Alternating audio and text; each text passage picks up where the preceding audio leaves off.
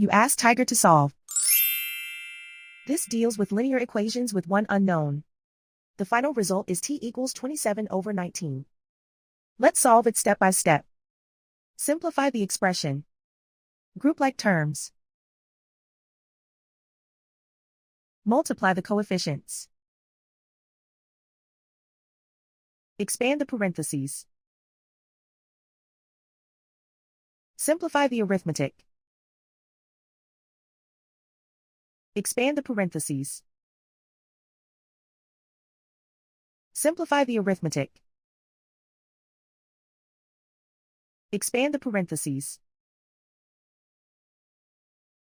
Group like terms. Simplify the arithmetic. Group all constants on the right side of the equation. Subtract 19 from both sides. Simplify the arithmetic.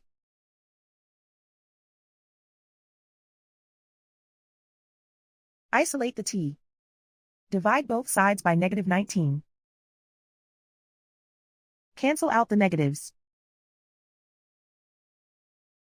Simplify the fraction. Cancel out the negatives. And so the final result is t equals 27/19.